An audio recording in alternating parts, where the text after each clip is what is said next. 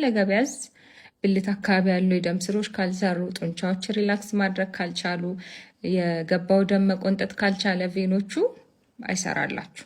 ስለዚህ ግንኙነት የአይምሮ ብቻ አይደለም፣ ኮምፕሌክስ ነው። አይምሮ ማዘዝ አለበት። ከስፓይናል ኮርድ የሚወጡ ነርቮች መታዘዝ አለባቸው። ሆርሞኖች መንቀሳቀስ አለባቸው። ደም ስሮች መከፈት አለባቸው። ፓቶፊዚዮሎጂው ብዙ ነው። ስለዚህ እነዛን ሁሉ ነገሮች አልፎ ነው እንጂ አይምሮ ብቻ ሪላክስ ስላደረገ የሚሆን ነገር አይደለም። ኢቨን አሁን የብልት ጥንካሬ ማጣት ስነ ልቦና ነው ተብሎ የሚደመደመው ራሱ አባባል ነው፣ እንትን አይደለም፣ እውነት አይደለም። ፊዚካል ኮዝ በጣም ብዙ ነው ያለው። ወጣትም ላይ እድሜያቸውም ከፍ ያለ ሰዎች ላይ ኦርጋኒክ ኮዝ ወይም ያንን ያመጣው ምክንያት ሆርሞን፣ የደም ስር ችግር፣ ኢቨን የደም ስር አርተሪያል ኢንሰፊሸንሲ የምንለዋለን። በቂ የደም ፍሰት ወደ ብልት አለመግባት፣ ቬነስ ሊክ የሚባል አለ። ደም ሊገባ ይችላል። ደም ከገባ በኋላ ደግሞ ወደ ውጭ መመለስ የለበትም። ኢሬክሽኑ በደንብ ሪጅድ ሆኖ በደንብ ፊርም ሆኖ እንዲቆይ የገባው ደም እዛው መቆም አለበት። ስለዚህ መቋጠሪያው ሊክ የሚያደርግ ከሆነ እነዚህ ሁሉ ምክንያት። ብዙ ጊዜ ስለ ሴቶች ስንፈተ ወሲብ አይወራም፣ ግን ከምናስበው በላይ በጣም ኮመን። የሴቶች ስንፈተ ወሲብ ሜንሊ ለአራት የሚከፈል ሲሆን የመጀመሪያ ፌሜል ሴክሹዋል ኢንተረስት አሮዛል ዲስኦርደር የምንለው ሲሆን ይህ የሴት ልጅ ስሜት አለመምጣት ወይም ደግሞ መነቃቃት አለመኖር፣ ካለም ደግሞ ለረጅም ጊዜ መቆየት አለመቻል። ሁለተኛ ፌሜል ኦርጋዝሚክ ዲስኦርደር የምንለው ሲሆን ይሄ ደግሞ ፍላጎት ኖሮ በቂ ስቲሙሌሽን ኖሮ ግን እርካታ ላይ መድረስ አለመቻል ነው። ሶስተኛው ጄኒቶ ፐልቪክ ፔን ወይም ደግሞ ፔኔትሬሽን ዲስኦርደር የምንለው ሲሆን ይህ ደግሞ ግንኙነት ወቅት ህመም መሰማት። አራተኛው ደግሞ አዘር የምንለው ሲሆን በውስጡ ሴክሹዋል አቨርዥን የምንለው ወይም ደግሞ ምንም አይነት የግንኙነት ፍላጎት አለመኖር ወይም ደግሞ ግንኙነትን በጣም መጥላት፣ በምትወስዳቸው መድኃኒት ምክንያት የሚመጣ ግንኙነት አለመፈለግ፣ አካባቢ በሚፈጠሩ ተፈጥሯዊ ለውጦች ምክንያት ፍላጎት አለመኖር ወይም ደግሞ ስሜትን ማቆየት አለመቻል ነው። ለምሳሌ በማረጥ ወቅት፣ እድሜ በሚጨምር ወቅት፣ ከወሊድ በኋላ እዛ አካባቢ ድርቀት ሊፈጠር ስለሚችል እና ህመም ሊሰማት ስለሚችል ፍላጎቶች ላይኖራት ይችላሉ። ከፍቅረኛ ጋር 9 ወር ሆኖናል። በኦንላይን የተዋወቅነው። በጣም ነው የምወዳት፣ እሷም በጣም ነው የምትወደኝ። ሁለታችንም ከቀድሞ ትዳራችን አንድ ልጅ አለን። እሷም አንድ ልጅ አላት፣ እኔም አንድ ልጅ አለኝ። በጣም ነው የምወዳት፣ እሷም እንደዛ። ለ9 ወር ያህል እያወራን ነው። የተለያየ ሁለታችንም በስደት ነው ያለነው፣ የተለያየ ሀገር ነው ያለነው።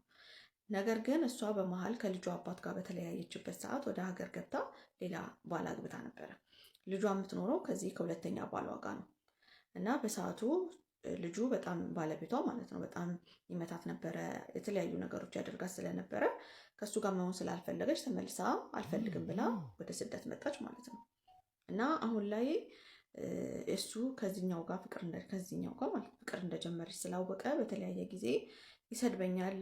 ይሰድቦኝ ብሎክ ያደርጋል በተለያየ አካውንት ማለት ነው። ይጽፍልኛል፣ የተለያየ ንግግሮች ይናገረኛል። ያው ቪዲዮ ምናምን መፖሳሰት ጀምረዋል፣ ፎቶ ምናምን እዛ ስር የሚሰጣጡትን ኮመንት አይቶ ነው ባልየው እሱን መሳደብ የጀመረው ማለት ነው።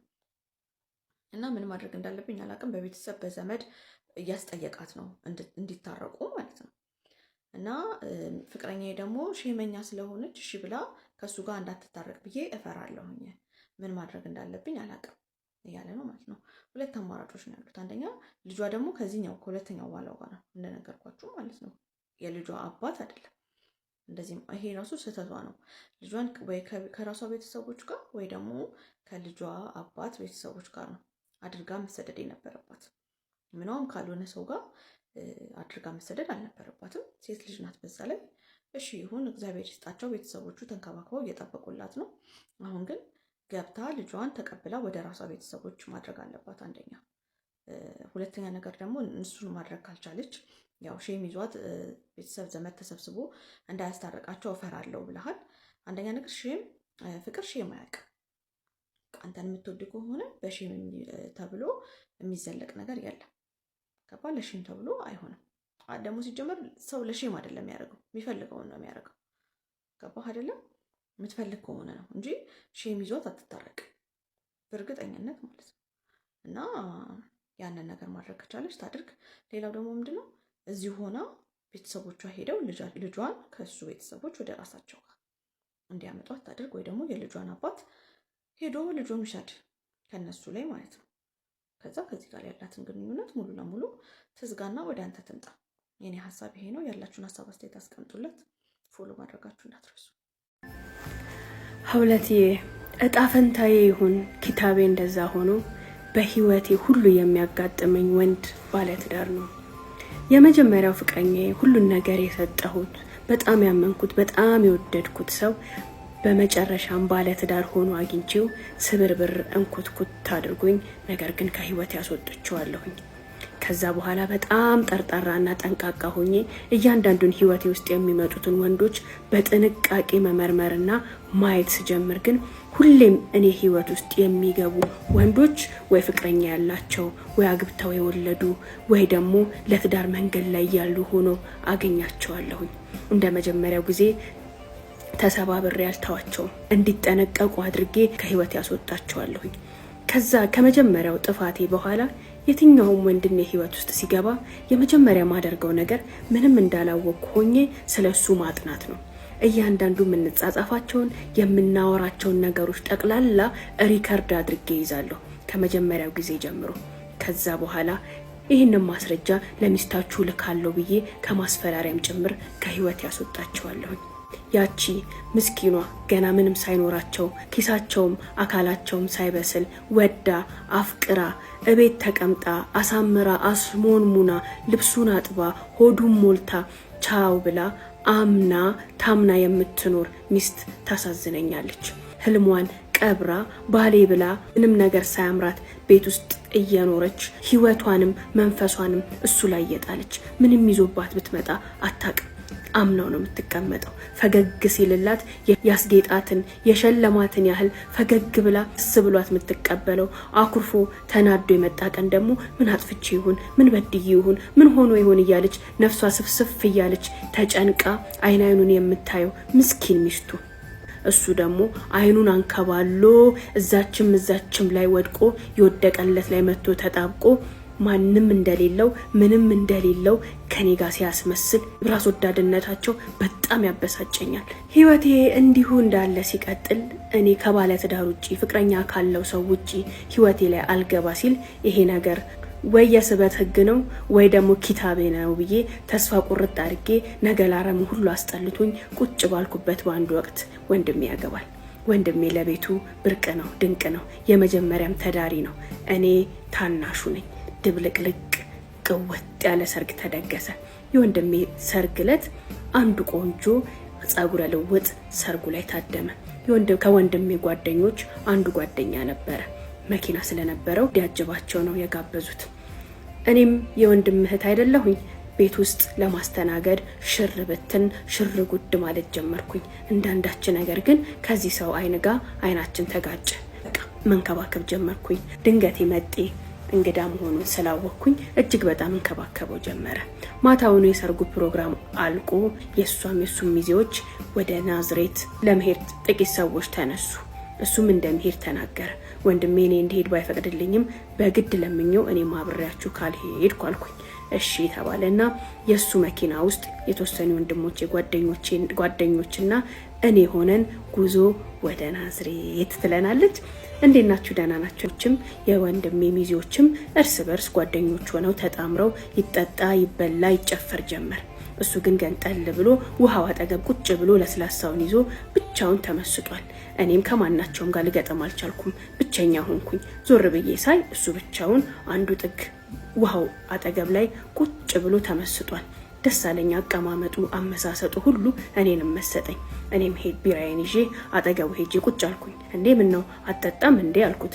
አይ እኔ ሙስሊም ነኝ መጠጥ አልጠጣም አለኝ። ደንገጥ አልኩኝ። ኦኬ ሬድ ቡል ምናምን ይምጣል ስለው ችግር የለውም ለስላሳው ይበቃኛል፣ ዝም ብዬ ቁጭ ብዬ ብቻዬን መሆን ስለፈለኩኝ ነው የመጣሁት አለኝ። እንደዛ እያልን ማውረድ ጀመርን። በጣም ብስል ያለ ደስ የሚል ለግላጋ ባሪያ ወንድ ወጣት ነው። ማውራት ጀመርን። እያወራን በሃይማኖት ባነሳው ነገር ስለ ሃይማኖት ማውራት ጀመርን። ስለ ሃይማኖት ስናወራ አንቺ ሃይማኖትሽ ምንድነው? ክርስቲያኖች ናችሁ አይደል ሲለኝ አይ ቤተሰቦቼ ክርስቲያኖች ናቸው፣ እኔ እንኳን እምነት የለኝም አልኩት። በጣም ተገረመ። እንዴት ስለው በቃ መረመርኩኝ፣ ግን በቃ ፈጣሪ አለ ፈጥሮኛል፣ የዚህ እምነት አባል ነኝ ብዬ ግን የዚህ እምነት ተከታይ ነኝ ልልህ አልችልም፣ በቃ እምነት የለኝም ኤቲስት ነኝ አልኩት። ብዙ ሰዎች ይሄን አመለካከቴን ሲያዩ በጣም ይደነግጣሉ፣ በጣም ይቆጣሉ፣ ይወቅሱኛል። እንዴ ምን አይነት ሰው ነሽ? ምን እያሰብሽ ነው? ይሄማ የተለየ ባህል ነው፣ ፈላስፋ ነሽ እንዴ? እንዲህ ነሽ እንዴ? እያሉ ሁሌም ስም ይለጥፉልኛል። ከማንም ጋር ማልግባባበት ኢሹ ነው። ከሱ ጋር ግን በጣም ተገረመ። ዋው ይገርማል፣ እንደዚህ አይነት ሰው አጋጥሞኝ አያውቅም አለኝ። አዎ ብዙ ሰው አይረዳኝም፣ እኔ ግን እንደዛ ነው የማስበው። ምንም አይነት እምነት አለ ብዬ አላስብም። ፈጣሪ አንድ ነው፣ ፈጥሮናል፣ ያኖረናል፣ ይገለናል። ከዛ ውጪ የምንም አይነት ሃይማኖት አባል መሆን አልፈልግም አልኩት። ስለው ፈጣሪ እንዳለ ካመንሽ ያመንሽበት ፈጣሪ ቀጥተኛውን መንገድ ይምራሽ አለኝ። ያ ንግግር ለኔ ቀላል አልነበረም። ለመጀመሪያ ጊዜ የሰማሁት ሁሌም ጆሬ ላይ የሚያቃጭል ልቤ ላይም ደጋግሜ በጨነቀኝና ተስፋ በቆረጥኩ ሰዓት የፈጠርከኝ ወይ ቀጥተኛውን የፈለከው መንገድ ላይ ምራኝ የሚለው ቃል ሆነ። እንደ ጓደኛ ጀስት የባጡን የቆጡን የተለያዩ እውነቶችን እያወራን እየተከራከርን እየሳቅን ከሌሊቱ 9 ሰዓት ሆነ። ከሌሊቱ 9 ሰዓት ሲሆን እሱም ወደ ክፍሉ እኔም ወደ ክፍሌ ገባሁኝ። ጠዋት ተነስተን ቁርስ ላይ ወደ አዲስ አበባ የሚሄድ ካለ ከኔ ጋር መሄድ ይችላል፣ እኔ ልወጣ ነው አለ። ሌሎቹ 3 ቀን ይቆዩ ነበር። እኔ ግን እሱ ሊሄድ ነው ሲል በቃ ከሱ ጋር መሄድ ፈለግኩኝ። ሲጀመር ከማናቸውም ጋር መግባባት አልቻልኩም ነበር። ወንድሜም እንዲሄድ ፈልጓል። በቃ ደራሷን የሚዛት ሄድ እሷም ሄዳለሁ ብላለች አለው። ተያይዘን ወደ አዲስ አበባ መጣን።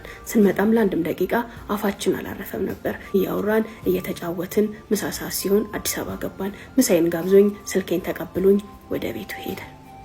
ከዛ በኋላ 2 ሳናቋርጥ ለተከታታይ 6 ወራት መገናኘት ጀመርን። በጣም የተለየ ሰው ነው። እርጋታው፣ አስተሳሰቡ፣ ወሬው፣ የሚረዳኝ መንገድ፣ የሚንከባከበኝ ነው መንገድ በጣም ደስ ይላል። ምንም አይነት የፍቅር ግንኙነት የፍቅር ወሬም የለንም።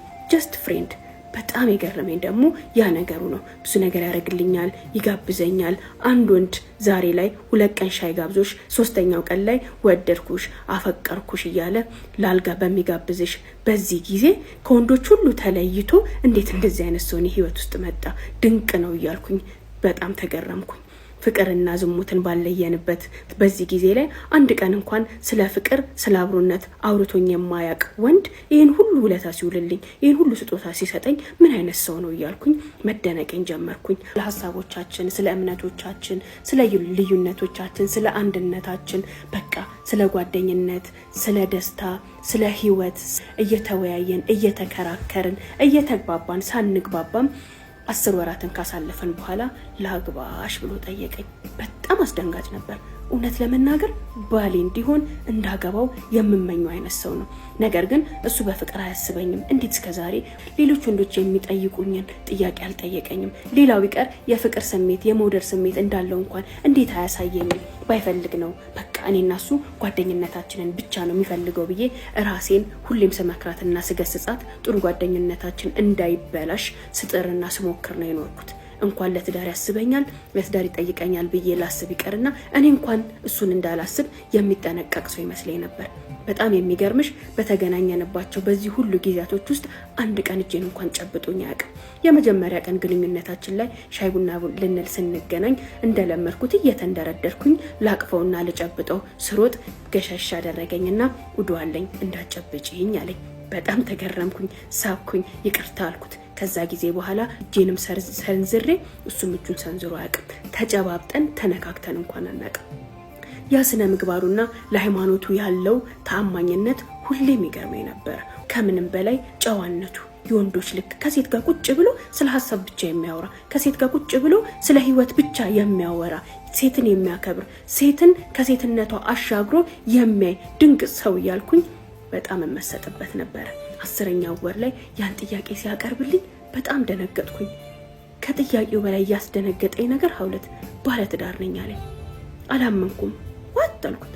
ባለትዳር ነኝ ግን ላገባሽ ፈልጋለሁ አለኝ። የማይታመን ነበር። በጣም ተናደድኩኝ። እየቀለድክ ነው? ሙድ እያስክብኝ ነው? ምን እያልከኝ ነው? በየጊዜው እያገባ ስለሚፈታ ንብረቱን እኩል እየተካፈሉ ከዚህ ከነበረው ንብረት ወደ ታች እየወረደ ድጋሚ ከታች ነው የሚነሳው። ግን የስራ ሰው ነው። አሁንም ይገነባል፣ አሁንም ንብረት ያፈራል። ሃይስኩል ከገባውና ነፍስ ካወቅኩኝ ጊዜ በኋላ ግን ሙሉ ንብረቶቹን በእኔ ስም አደረገ። የሚገዛቸውንም የነበሩትንም በእኔ ስም ማድረግ ጀመረ። ቤተሰብ አባቴ ግራ ገባው። ለምንድን ነው እንደዚህ የምታደርገው አለው። እኔ እንደሆነ አልወልድም፣ ልጅም የለኝም፣ በሞትም ወራሽ እሷ ናት። ምንም ነገር ቢፈጠር ከዚህ በኋላ ሀብቴም ንብረቴም ሁሉ ነገሬ የሷ ነው። ሴቶቹም እየመጡ እየሄዱ ቦጠቦጡኝ አለ። መውለድ የማይችል ሰው፣ ሴት በጣም የሚወድ ሰው፣ ስር መሰረቱን ቤተሰቤ የሚያውቀው፣ ሁሉ ነገሩን የሚያውቀው፣ ለሴት ልጆቻቸው በጣም ተጠንቅቀው እሱን ግን እንደ ልጅና እንደ ወዳጅ አይተው አብረውት የኖሩትን ሰው እኔ አፈቀርኩት ቢባል ምን ይባላል? እጁ ላይ አሳድጎኝ ጡጦ አጥብቶኝ ትምህርት ቤት አስተምሮኝ ቸኮሌት ገዝቶልኝ ጭኑ ላይ አስቀምጦ ልጄ ናት ብሎ ምሉ ተገዝቶ ቤተሰቡም የሱ ልጅ ናት የኛ አይደለችም ብሎ አምኖ የኖረውን ልጅ ሚስቴ ላርጋት ብሎ እሱ ሲመጣ ምን የሚፈጠር ይመስላችኋል? ትለናለች። ሰዎች እንዴት ያክፍል ጥሩ ውጤት አምጥቼ ወደ ዩኒቨርሲቲ አለፍኩኝ። አዲስ አበባ ነበር የመረጥኩት፣ ነገር ግን ሐዋሳ ዩኒቨርሲቲ ደረሰኝ። በፍጹም እንዲሄድ አልፈለገም ነበር። አባቴን ለማሳመን ሞከረ። አባቴ ራሷን ትቻል፣ በራሷ ትቁም፣ መሄዷ ጥሩ ነው፣ ህይወትን ያስተምራታል ብሎ ተቃወመ። በጣም ታግሎ ነበር እዚሁ የግል ላስተምራት ብሎ። አባቴ ግን በፍጹም አይሆንም፣ ሄዳ መማር፣ ህይወትን ማየት፣ ኑሮን ማየት መቻል አለባት አለ። አሁን ላይ ስረዳ እያደግኩኝ ስመጣ ከሱ ጋር ያለኝ ቅርርብ እያስደሰታቸው አልነበረም። ነገር ግን የማይናገሩትም የማይወቅሱትም ጀጅ የማያረጉትም ሆኖባቸዋል። አንድም ያሳደጋት ልጅ ናት፣ ልጁ ናት፣ ብዙ ነገር ያረገላት ልጅ ናት ብለው መናገርም መቆጣትም ይፈራሉ።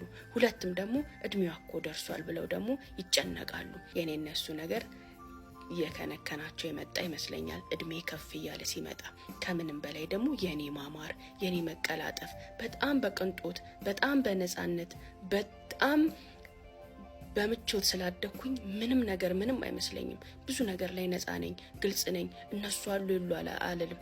እቤት ሲመጣ እንደዛ ጎረምሳ እንኳን ሆኜ ላዩ ላይ እንደ ህፃን ልጅ ነው የምጠመጠምበት። ያ ነገር አሁን ሳስበው ምቾት አይሰጣቸውም ነበር። ነገር ግን የሚናገሩት ነገር አልሆነላቸውም። ዩኒቨርሲቲ ሄድኩኝ። ሲሄድም እሱ አደረሰኝ። ብዙ ነገር አመቻችቶ ገንዘብ ሰጥቶ ተመለሰ። ከዛ በኋላ ሳምንት በሳምንት እንደሚመጣ ቃል ገባልኝ። በጣም የሚገርምሽ ነገር ከእያንዳንዷ ሴት ጋር ያለውን የሚያገናኘውን የሚያለያየውን ዛሬ ያገኛትን ያገባትን የፈታትን የወደዳትን የተማረከባትን ሁሉንም ነገር ይነግረኛል። ሁሉንም ነገር እሰማዋለሁ። ምንም አይመስለኝም። እስቃለሁ ወይ ጉድ እላለሁ። ልክ ዩኒቨርሲቲ ከገባው በኋላ በጣም መናደድ ጀመርኩኝ። በጣም መቆጣት መቅናት ጀመርኩኝ። እንዲያቅብኝ ግን አልፈልግም ነበር። እንዲነግረኝ እፈልጋለሁ። ዝም ብዬው እሰማለሁ። ልክ ከሄድኩኝ በኋላ ግን አለቅሳለሁ፣ እናደዳለሁ። ወደ ራሴ ስመለስ ምን ሆነሽ ነው? ለምንድን ነው እንደዚህ መሆኑ? እንዴ መብቱ እኮ ነው፣ ህይወቱ እኮ ነው፣ ከልጅነት ጀምሮ የምታውቂው ማንነቱ እኮ ነው ብዬ ደግሞ ራሴን እገስጻታለሁኝ። ፈጽሞ እሱ መውደዴን ማመን አልፈልግም ነበር። ሳምንቱ አልፎ እስኪመጣ ድረስ ይጨንቀኛል። ከማንም ጋር እኔ እንደሱ እንደማወራው አላወራም። ቀን በቀን እንደዋወላለን። ሳምንቱ ደርሶ ሲመጣ ምንም አክል ክፍተት ከመሃላችን ሳይፈጠር ለሰከንድ እንኳን ሳንለያይ እናወራለን። አንዳንዴ ምንድነው የምናወራው እላለሁኝ። አላቅም፣ ግን እናወራለን፣ እንግባባለን፣ እንስቃለን፣ ፊል እንደራረጋለን። አሁን አንድ ነገር እየገባ ይመጣ። ፍቅር ይዞኛል። ትምህርቴን መማር እያቃተኝ ነው። እሱን ማሰብ ማቆም አልቻልኩም። ፈተናው አሁን ጀመረ። ሀውለት ከባዱ የህይወቴ ፈተና። በመሀል ለስራ ጉዳይ ወጣ አለ። በቀን ቆይቶ ሲመጣ ግን እኔ ሌላ ሰው ሆኜ ነበረ። በጣም ከስቻለሁ፣ በጣም ጠቁሬያለሁ፣ በጣም ተጎሳቆያለሁ። ምን እንደሆንኩ አላውቅም። በጣም ስቃይ ውስጥ ገባሁ። ያኔ እውነተኛው ስሜቴን እየተጋፈጥኩኝ ነበር። ወድጄዋለሁ፣ አፍቅሬዋለሁ። ታዲያስ ታገቢዋለሽ? እንዴት ታገቢዋለሽ? ቤተሰብሽ ይፈቅዳሉ? በፍጹም ይሞታሉ እንጂ አይፈቅዱ። ለማን ነው የሚሰጡሽ? ብዙ ሴቶችን ለሚወድ ሰው፣ መውለድ ለማይችል ሰው ለማን ነው የሚሰጡሻቸውን? እንዲህ የሚወዳትን የመጨረሻ እንዳይናቸው የሚያዩዋትን ልጅ ለዚህ ሰው ሰጥተው ህይወታቸው ሙሉ ሲሰቃዩ መኖር የሚችሉ ይመስሉሻል? ትለኛለች። እሺ ሌላ እድል ሞክሪ፣ ሌላው ሰው ላይ ውደቂ። እሱን ትቼ መኖር አልችልም። ሀውለት አልገባሽም። በጣም ነው የወደድኩት። በቃ መቋቋም አልቻልኩም። ያን ስሜት ትምህርቴን መከታተል አልቻልኩም። የመጀመሪያው ኤግዛሜ ሲመጣ ወደኩኝ። ሁሉም ነገር የኔ ውጤት አይመስልም ነበር። በጣም አስደንጋጭ ነበር። እሱም ከውጪ ስራውን ጨርሶ ልክ እንደመጣ እኔ ጋር ነበር የመጣው። ሲመጣ ሲያይኝ በጣም ደነገጠ። ሌላ ሰው ነበር የመሰልኩት። ከስቻለሁ፣ ጠቁር ያለው በቃ የሆነ ነገር መስያለሁ። ምን ሆነሽ ነው? አሞሻል እንዴ አለኝ። አይ ደህና ነኝ አልኩት። ታዲያ ምን ሆነሻል አለኝ። በቃ ምንድነው የሆንሽው ነገር? የሆንሽው ነገርማ አለ ንገሪኝ አለኝ። በጣም ደህና ነኝ አልኩት። እሺ ፈተናሽስ እንዴት ነው ሲለኝ ነገርኩት። ወድቄያለሁ አልኩት። ያኔ አበደ። እንዴት ትወድቂያለሽ? የሆነ ነገር ስላለ ነው እንጂ ልትወድቂ አትችይም። ይሄ ያንቺ ውጤት አይደለም፣ ይሄ ያንቺ መልክ፣ ይሄ ያንቺ ማንነት አይደለም። እያንዳንዱን ነገር ካልነገርሽኝ ከዚህ ቦታ ንቅንቅ አንልም አለኝ። ምንም ነገር የለም አልኩት። መንገር ፈልጌ ነበር። እኔ ከሱ ምደብቀው ምንም ነገር የለም፣ ግን ያን ቃል እንዴት ላውጣው? እንዴት ልጋፈጠው? ባነን እንደማለት አለና ከሰው ጋር ግንኙነት ጀመርሽ እንዴ? ከወንድ ጋር ግንኙነት ጀመርሽ እንዴ አለኝ። አይ ፍቅር ይዞኛል አልኩት። በጣም ተናደደ። እጅግ በጣም ጨሰ። በቃ የሆነ ሰው ገድያለሁ ያልኩት ነው የመሰለው። ከማጋ ነው? ማን ነው ንገሪኝ፣ አሳየኛል። እማላቀው ማንነቱ ወጣ። ተናደደ። ጠረጴዛው ላይ ያላጋ ትምህርትሽ ላይ አተኩሪ ያላልኩሽም እንዴ? በእንደዚህ አይነት ነገር ውስጥ እንዳትገቢ ያላልኩሽም እንዴ? እያለ መወራጨት ጀመረ። አንተ ነህ አልኩት። በቆመበት ውሃ ሲሆን ይታየኛል። እኔም ቃሉን ካወጣሁት በኋላ ደነገጡ። እኔ ነኝ እንዲህን ቃል ያወጣሁት? ተናገርኩት? ማመን አልቻልኩም። ቃሉን አወጣሁት አላወጣሁት እያልኩኝ ከራሴ ጋር መሟገት ጀመርኩኝ። ቆሞ ቀረና ምን አልሽኝ? ምንድን ያልሽው? እስኪ ድገሚው አለ። ካንተ ጋር ነው ፍቅር የያዘኝ አልኩት። እንዳጨርሹ አንዴ ጸጥ በይ እንዳጨርሹ አለኝ።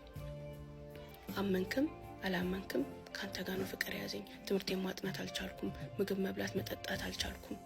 በቃ አላቅም ምን እንደሆንኩኝ። እንደዛ ነው የሚሰማኛል። በእናትሽ ዝም በይ፣ አታውሪው፣ ሊሆን አይችልም እያለ መንቆራጠጥ ጀመረ።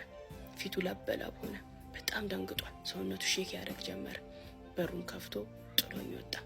እኔም በተቀመጥኩበት መጥፎ ነገር ነው እንዴ ተናገርኩት? እንደዛ ሊሆን አይችልም እንዴ? ምንድን ነው ያደረግኩት? የምር አባቴ ነው እንዴ? የምር ወንድሜ ነው እንዴ? ያልኩኝ ደግሞ ድጋሚ ወደ ኋላ መመለስ ጀመርኩኝ። መናገሬንም አላመንኩም፣ ማፍቀሬንም አላመንኩም። በቃ ዝብርቅርቅ ድብልቅልቅልቅ አለብኝ። ግራ ገባኝ። እማረገው ነገር ጠፋኝ። ተደፍቼ ማልቀሴን ቀጠልኩ። በመነጋታው ጠዋት ቁርሳችንን በልተን መንገድ ጀመረን። ያን ለደቂቃ እንኳን አፋችን የማይዘጋው ወሬያችን የማያልቀው እኔና እሱ ከሐዋሳ አዲስ አበባ እስክንደርስ ድረስ ጭጭ ተባብለን አዲስ አበባ ደረስን። እቤት ቤተሰቦች ሲያዩኝ በጣም ደነገጡ። ምን ሆነሻል? ምን ተፈጠረ አለኝ አባቴ። እናቴም እንደዛው በጣም ደነገጠች። ጫወት እራት ብላ ተባለ። አይ ሄዳለሁ፣ በጣም አስቸኳይ ጉዳይ ስለገጠመኝ መሄድ አለብኝ፣ በቃ ተንከባከቧት እመጣለሁ ብሎ ወጣ። እዛ ቀን በኋላ እቤታችን መምጣቱን አቆመ። ስልኩ ተዘጋ፣ ጠፋ። ሽሽት ጀምሯል ማለት ነው። ከዛ ጊዜ በኋላ 10 ቀን ድረስ አልመጣም። እየጠበቅኩት ነበር። 10ኛው ቀን ላይ አባቴ ጋር ሄድኩና አባቴ ትምህርቱን ማስጠልቶኛል፣ አካባቢው ማስጠልቶኛል፣ ውጤቴም ጥሩ አይደለም፣ ወደዛ ሀገር መመለስ አልፈልግም ብዬ እየየው አልኩኝ። አባቴ ግራ ገባው። ምን ሆነሻል አለኝ። እናቴም በቃ የሰው አይነ ነው እናቴ ልጄን በሉብኝ፣ አትሂድ በቃ ዘንድሮ ተረፍና የሚቀጥለው አመት ትማራለች ብላ አገዘችኝ። እንደዛ መሆኔን ሲያዩ ፈቀዱልኝ። ዩዝድሮ ሞልቼ ትምህርቱን እንዳቆም እሱን ርቄ ከሱ ሸሽቼ መኖር እንደማልችል ገባኝ። 15 ቀን ሆነ። 15 ቀን ላይ መሄዴ መሆኑን ስለሚያውቅ ነው መሰለኝ ደወለልኝ። ልትሄጂ ነው አለኝ። የት ጠፍተህ ነው አልኩት። አበድኩበት። ያልተናገርኩት ያልሰደብኩት ነገር የለም። ሄድሽ ያለኝ። አልሄድም አቋርጬዋለሁ አልኩት። ለምን አለኝ። በቃ መሄድ አልፈልግም። መሆኑን ምን እንደተፈጠረ ማወቅ ከፈለግ ናና አናግረኝ አልኩት። ወደ ቤት መጣ። ሳያው አልቻልኩም። ምን ሆነሻል? ምንድነው የምትፈልጊው አለኝ። ይዘኸኝ ጥፋ። ኧረ እባክሽን ሰው እንዳይሰማን፣ ኧረ ቤተሰቦችሽ እንዳይሰሙኝ፣ ከወንድሞቼ ከእህቶቼ ከአባት ከእናቴ ጋር አታጣይኝ፣ እረፊ፣ ይህን ነገር ታይ፣ ይህን ነገር ማሰብ የለብሽም። እኔ ላንቺ መሆን ሰው አይደለሁም። እኔ ላንቺ አባትሽ ነኝ እንጂ ባልሽ መሆን በፍጹም የምገባ ሰው አይደለሁም። ማንነቴን ታውቂ የለ እንዴ? ምንነቴን ታውቂ የለ እንዴ? ህይወትሽን ላበላሽ አልፈልግም። ይህን ሀሳብ ድጋሚ እንዳታስብ ያለኝ። አንቄ ይዤው ከዚህ ቤት ይዘኸኝ ካልወጣ አትወጣም አልኩት። ስንጫጫ ሰው ይመጣል